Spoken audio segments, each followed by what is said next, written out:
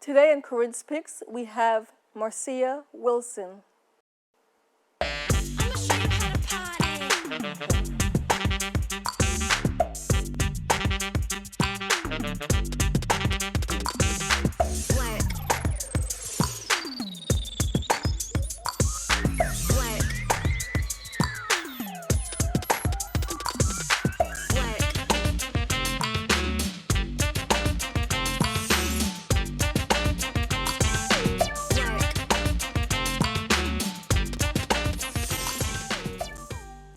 Welcome to Corinne's Picks. This week we have wonderful artist Marcia Wilson. Welcome to the show. Thank you. I'm very honored. I have been basically sitting on my hands all week, anticipating this taping. I am such a big fan of your photography. I know a lot about you, so I'm going to give you the floor. Tell us a little bit about your photography and what you do. Thank you for loving my work. I'm always like taken aback when somebody says, "I really like your work," and I'm like, "Really? Well, thank you." I've been doing photography for at least 30 years, actually. I started out with painting. I'm actually born and raised in England, and of Jamaican heritage. My parents are Jamaicans, and we moved to America when I was 17 years old. And I went to the American schools, the high schools, and I ended up going to college and studying communications. And then, 4 years after that, I moved back home, stayed 1 month with my parents, where we all lived in Long Island, and I ran to Brooklyn. And that's when I started to explore my artistic side. Starting out, I wanted to check out the music scene. I went to take classes at Jazzmobile, at Art Student League, Cooper Union, and I was painting for the most part. And my brother bought my first camera, and I was actually using that to, capture images to paint. And then I got caught up with the camera, and that's how it all started for me, photography. So, do you have any formal training in photography, or basically are you self-taught? Basically self-taught. My brother also is into photography, and he taught me a lot. I had a lot of mentors. My brother mainly. He's very technical, and when he talks, my brain is like, oh God, because he's very technical yet, but he's a very great eye. And I think taking those classes at Cooper Union, at Art Student League, and I was always painting as a kid in England, always drawing and everything else. I think that helped my eye. And formal training, basically, if anything, was through, if you want to call it, because it's basically taking classes, was taking it from going to the Art Student League and Cooper Union, learning about colors, space and all that. Okay, so I look at your images, and when you say self-taught, your images are such a high level. I know that you've had prominent magazines, feature your work. So I mean, you're not just somebody at home who's tinkering. You obviously have a very high skill set when it comes to photography and a certain level of sophistication, because the images we're going to show today are just remarkable. Thank you. I know those images are from the Afro Punk.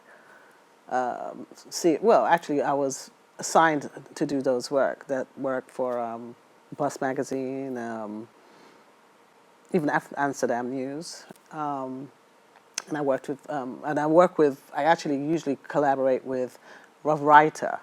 1 year I did it with Michael Gonzalez, who's a music journalist, and he was following Gary Clark Jr. He was writing an article about Gary Clark Jr. And then I did for Bus Magazine, and I collaborated with novelist Camille Collins, an amazing writer. And we worked together 3 times thus far. But prior to Afro Punk, I was actually working with literary magazines because I was actually following writers of the African diaspora. I was working in the 1990s with Quarterly Black Review. I used to photograph them. At that time, black writers, it was like a Renaissance period. We had all these great writers coming out, of the woodworks. It was just a great time. So I used to follow them at book parties, their sign-ins, and take photographs for them for the magazine. And then I stopped that around 1999, and then I went back into it in 2010 when I started working with a Bronx native, Ron Kavanaugh.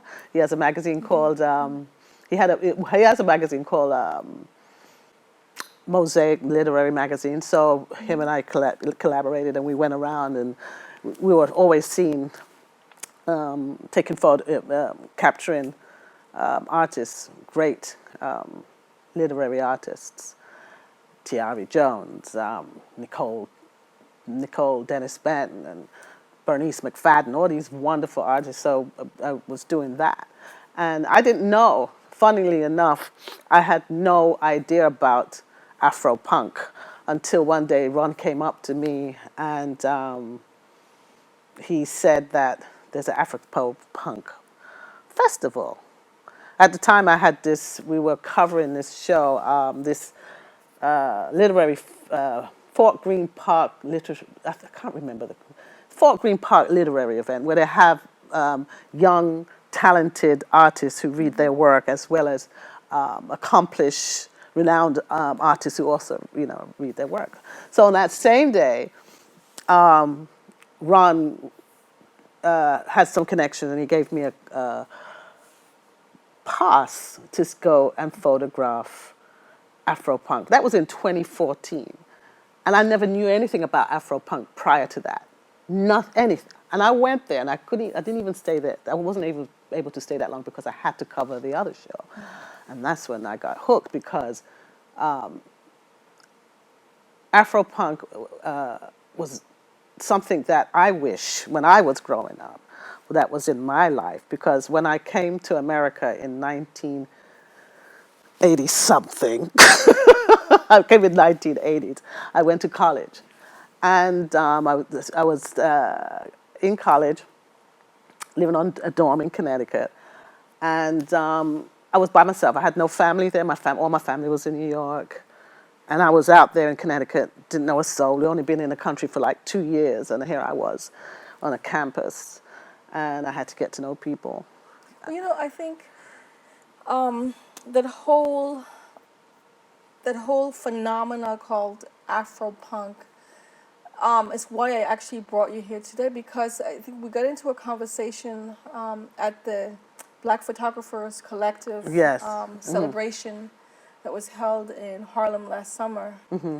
And it was very interesting because we both come from kind of conservative West Indian backgrounds. Mm-hmm. And at the same age, you're saying that you were like, 17, 18, 19, coming to this country and kind of wishing that you had that then. But when I was introduced to Afro Punk, I had the same reaction. I didn't even know that people were expressing themselves that way. I actually had found the tribe that I had always wanted to be part of. Mm-hmm. I was like, oh my God, that's it. That's my tribe. Right. But like you, I had discovered them as an adult when I really needed them. Well, exactly. But Afro Punk hasn't been out that long, right? Because when I found out about Afro Punk in 2014, this was way past the time that I was in college and going to these punk rock shows. Punk rock. I didn't even know anything about Bad Brains or anything like that back then. I was in Connecticut, on campus, going to school. I was trying to find my place. I was of Caribbean descent. The African Americans were more. How can I say? They were more interested about me being British than Jamaican. And I couldn't understand. It was young. It was at that time in the 80s, like, oh, you're Jamaican. They used to call you coconut and all this type of stuff. I mean, you go on Facebook, right? And I see people who I went to high school with, and I said, oh, you're Jamaican?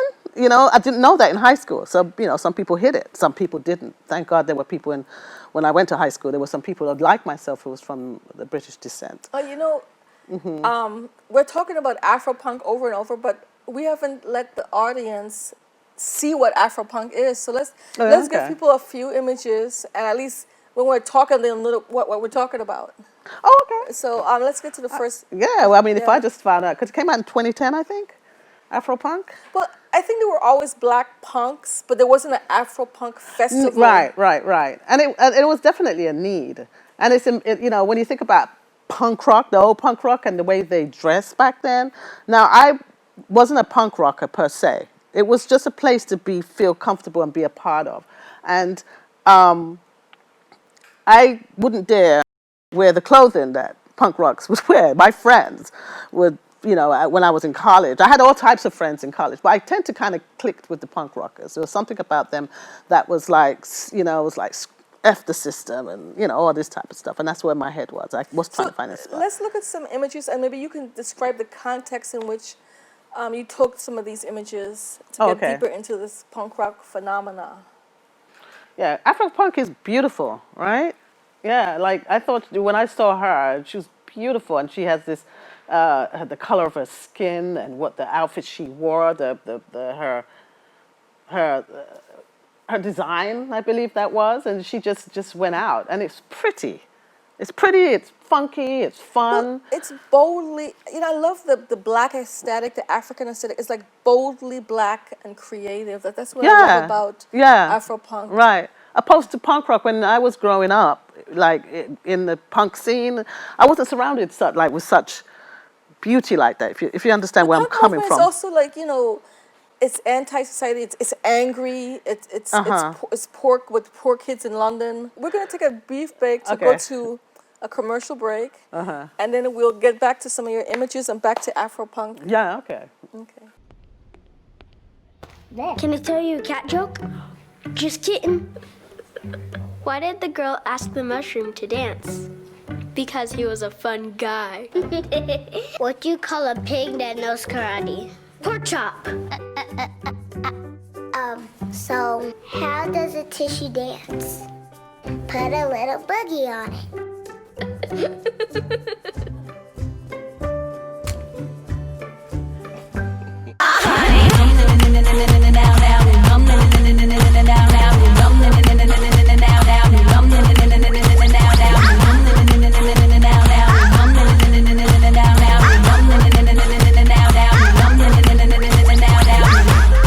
Hang with a gypsy. Hang with a gypsy. Hang with a gypsy girl. Hang with a gypsy. Hang with a gypsy. Hang with a gypsy girl.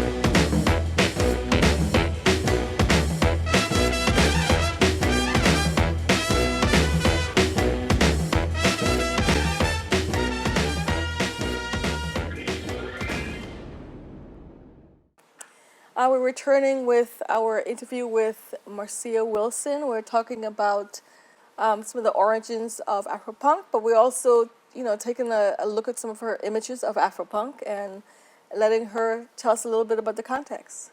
Okay. So let's see the next image so we can dive a little deeper. Okay.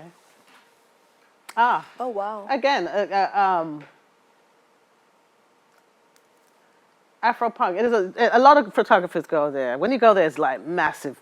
So many photographers out there, and they're just capturing all these beautiful people. Like her, she was actually quite popular to photograph. She's beautiful. She's, of course, her headpiece just was very captivating. And they love to model. All these guys who, at the Afro Punk concerts, they're so easy. When they come there, they will model for you. It's not like, get out of my face, leave me alone. They're like, it's almost like, listen, I'm going to dress up because I'm going to be ready to be on film. For me, Afropunk is as much as about the dressing up and the fashion as the music. Absolutely. I think really and truly, if it wasn't fashion in there, it wouldn't be just I don't know. You see, one of the things that I wish that I had, I wish I knew about Afropunk way before 2014, because I'm not certain if, because in 2015 was the beginning of this commercialized. They brought on, which would make sense though, Grace Jones. I loved it. Oh gosh, God, yeah. yes. And Lenny Kravitz. Yes. Hot. Yes. They had all these, wonderful artists, but that was the beginning of the change. Because prior to that, I believe Afro Punk was free, and then the Afro Punk followers were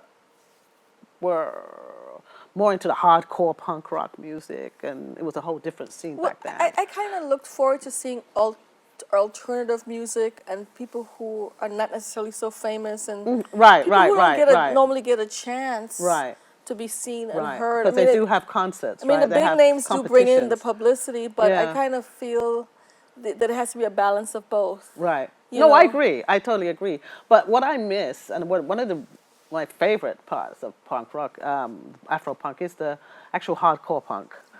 God, that energy! I agree. Oh my goodness! Agree. And I then agree. people throwing inside it, and they did the mosh pit. It's just like. And I feel guilty because I'm 57. I'm like, am I supposed to be liking this hard? Right. Well, I'm supposed to be in my little rocking chair. Well, I'm right there with you because. because I feel really guilty and when I'm truly, there. but no, why should you? Because that was out there way before those little youngsters were jumping in there in the mosh pits. That's been out. But it seems almost like it's more part of me now as somebody who is middle-aged. Like, it's really strange because I feel growing up West Indian and kind of conservative, I was kind of repressed. And now that I'm middle-aged, you want to break out of all those molds. And now here's this Afropunk where that's actually what I'm feeling. It expresses what I'm feeling deep inside now more than then. Well, because because I feel the same way with how you feel. Because I think it's something that, it's something that it's an opportunity to be able to express it, because back then, when we were youngsters kind of rocking with this stuff, we never really had any somebody to express it with that looked like us, right? Exactly. It was always, these punk rockers who were white, and some of them were some rich kids who were just trying to be rebellious, and all this type of stuff. And there were black kids too, which who probably came from a very white community, growing up being the only black kid in the school, being the only black kid in the community. And so there was that rebel, and then they became, it kind of holds you back from being able to express yourself. You can imagine going to, as a young punk rocker, going to a family Thanksgiving with a mohawk. Well, they never saw that with my friend, because I never really liked the clothing. I wasn't into the, I'm sorry, I mean, there was that part of me that was not really into the punk rock style back then, because I didn't really find it quite attractive. I find myself living through them now. Like, I love that whole Pan-African,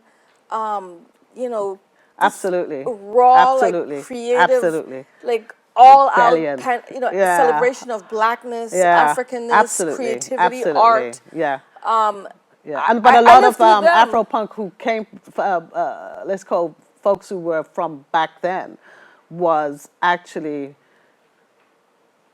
were very attached and connected to their roots, and it So was you, just a beginning of finding so I themselves, feel right? guilty. We have like Guilty. Why you say guilty? 6 minutes left of the show, and we haven't really. We're talking so much, but we're not even letting the audience see your Okay. All paintings. right. Let's I mean, see. see. Oh, I'm the sorry. See your drawings. My photography. We have to photography. show the photography Okay. because Let's this go. is a Yeah, I get it. this I is get our it. subject right now. Yeah, it is. I love it. I mean, So let's try to have discipline. Let's look at the photography and talk about the photography. yeah, I love this picture. And that's the type of energy that when you go to Afro Punk, man, I love photographing the audience. The audience are like amazing, more so than the artists half the time. The audience really, really give it up, and if it wasn't for the audience, there would be no Afro Punk, if you ask me. You know, they really put it in. I think it's a atmosphere of liberation. It's about freedom. Yes, yes.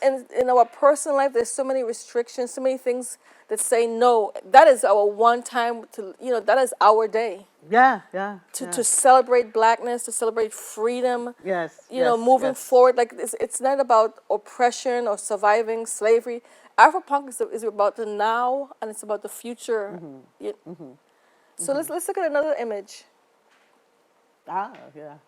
That's interesting. I thought him quite interesting. You know, it's a combination when you really look at him of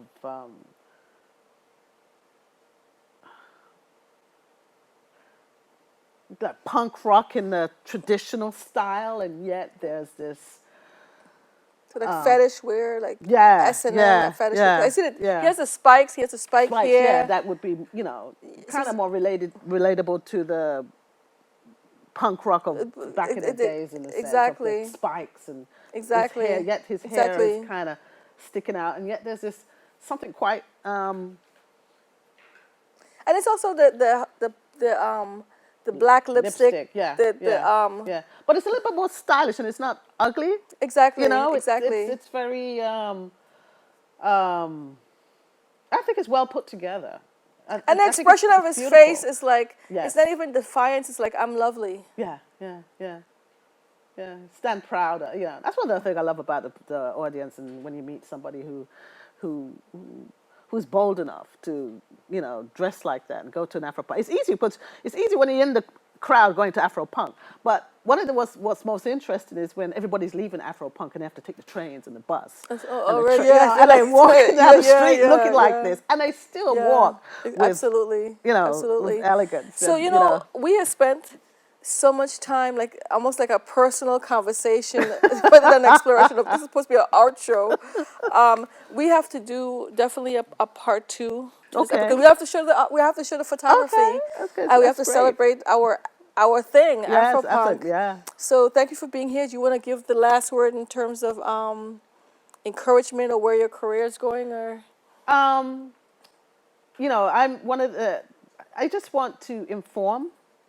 As a photographer, I want to be able to provide information. I think the world is going to a place where they're trying to, dig information under the dirt. And I just want to be able to provide information of what's happening now, today, that down the road there's information. There will always be information, visual information. If there weren't people like James Van Der Zee or Gordon Parks or all my favorites, Dorothea Lange and how wealth, then I don't think there'd be information that we could use to help us to understand where we were and where we're going. And it's about that for me. And my next project is I really wanted to start the Afro Punk, of course. I will always continue to do that. And one day I would like to put together a really nice group art show, photography show, not just mine, because Afro Punk is a great place to photograph. It's all about access, really. You're there. You can take just so many wonderful images. So I'm sure I would like to get a group of people to join me to express that. And one of my other my other project that is building up in my mind is the migration of my parents going from the Caribbean island to England to the Americas and how it affected. So there's a lot. Fantastic. Thank you so much for appearing on the show. Thank you for Man, inviting me. every time you make a statement, it just takes me down another route. I just want to continue this forever. Thank you for very much. thank you. I'm so honored to be and here. we're definitely going to do a part 2 or maybe even a part 3. Oh, okay, wonderful. Thank you. Okay. Thank you. All right. Lovely. Okay. I'ma show you how to party.